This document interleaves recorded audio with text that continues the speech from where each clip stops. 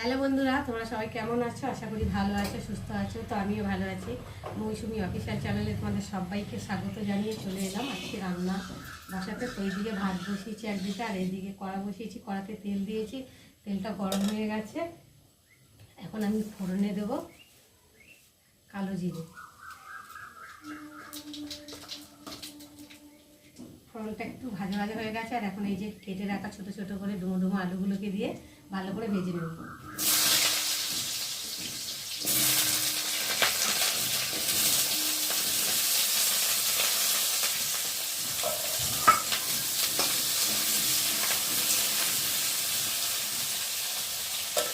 আলুটা তখন একটু ভাজা ভাজা হবে। আর এই যে সয়াবিনটাকে সেদ্ধ করে রেখেছি, আর এখন শিখিয়ে শিখে সয়াবিনটাকে জলটা একটু বার করে নেব। তারপর ওইদিকে আলুটা ভাজা পারি গরম রয়েছে।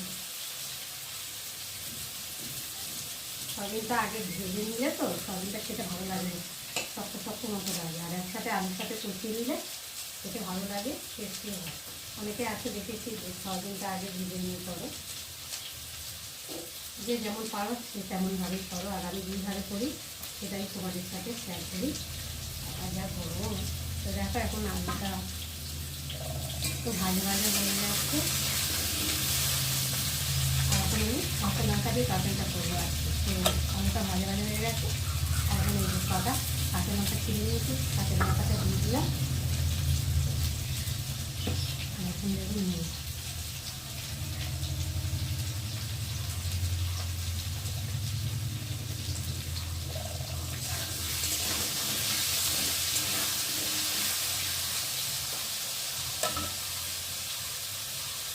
তারপরে দিয়ে দেবো আদা।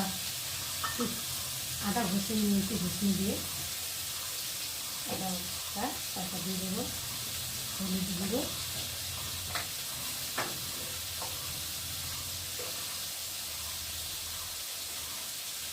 জিরের গুঁড়ো, আর এক চামচ দেবো ধনের গুঁড়ো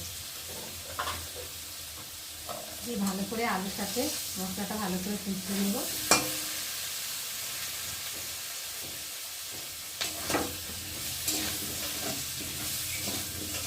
টমেটো দেবো না, টমেটো দিলে টক টক হয়, তো স্বাদই খেতে ভালো লাগে না।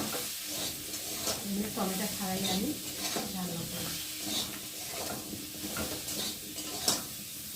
সে নিরামিষ রান্না, যেহেতু আজকে নিজের বাড়ি আর নিরামিষ খেতে হয়, তার জন্য আজকে নিরামিষ করছি।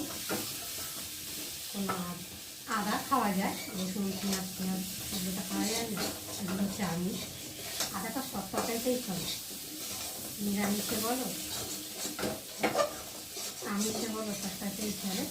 তো দেখো আলুটা ভালোভাবে ভাজা হয়ে গেছে, মশলার সাথে কষিয়ে নিয়েছি। আর এখন এই যে সেদ্ধ করে রাখা সয়াবিনটাকে দিয়ে ভালো করে কষিয়ে নিই।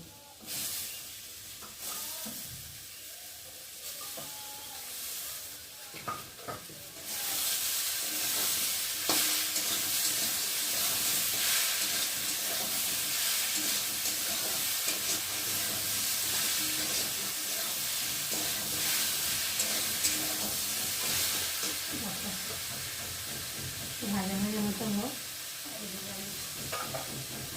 রেডি করে নিই।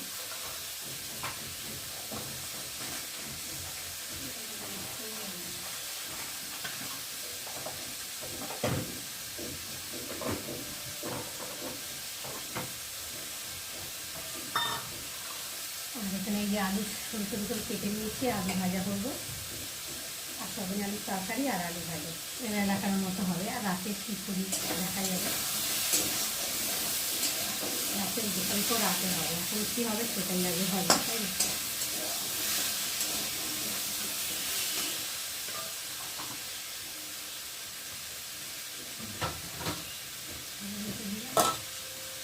ভাতটা ফুটছে, ভাতের মধ্যে একটা গেজা ওঠেছে, যখন সেটা না পেলে না ভাত যেন বমি বমি দেয়। একটা দেখতে পাচ্ছে ভাতটা একটু নেড়ে নিয়ে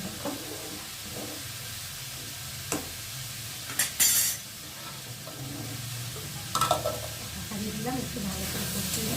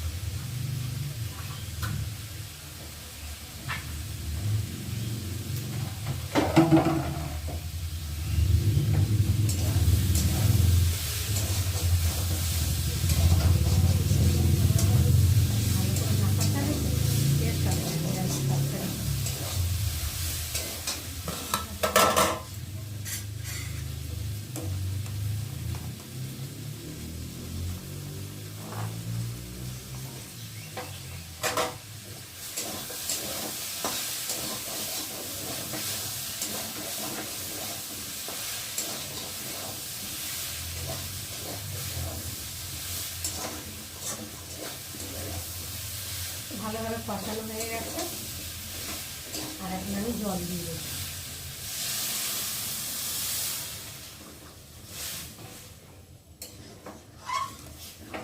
জল দিয়ে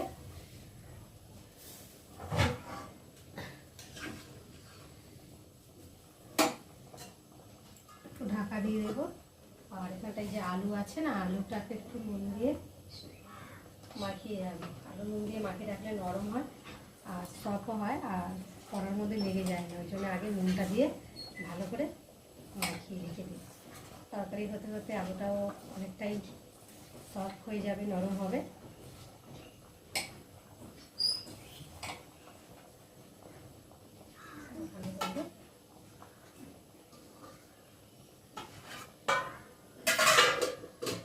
তো বন্ধুরা, জল দিয়ে ঢাকা দিয়ে রেখেছিলাম, তো ফুটে গেছে। এখন দেখি, একটু তুলে দেখি কেমন হয়েছে। তো দেখো, ঝোলটা অনেকটাই ফুটে গেছে, শুকিয়ে গেছে, আর আলুগুলো দেখি সেদ্ধ হয়ে গেছে। আর একটু ঝোল ঝোল মতো রাখবো, কেন তরকারি দিয়ে খাওয়া হবে তো, তার জন্যে। তো দেখো, আর এখন আমি নামার আগে একটু মিষ্টি দিয়ে দেবো। নিরামিষের তরকারি তো একটু মিষ্টি না দিলে টেস্টটা আসে না। আর এখন দিয়ে দেবো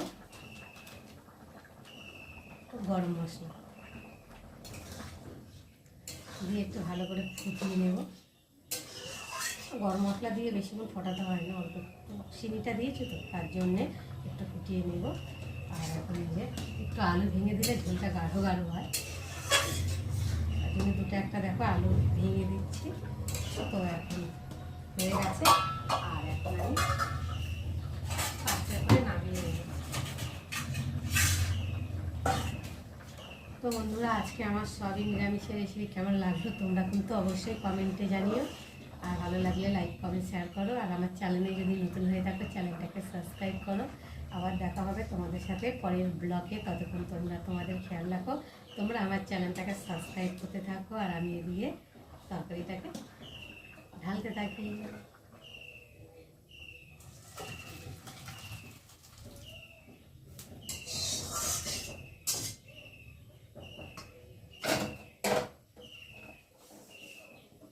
তো দেখো, এই যে সয়াবিনের ঝোল রেডি হয়ে গেছে। তো কালারটা দেখো কত সুন্দর হয়েছে, দেখতেও সুন্দর লাগছে, খেতেও ভালো লাগবে নিশ্চয়ই। তো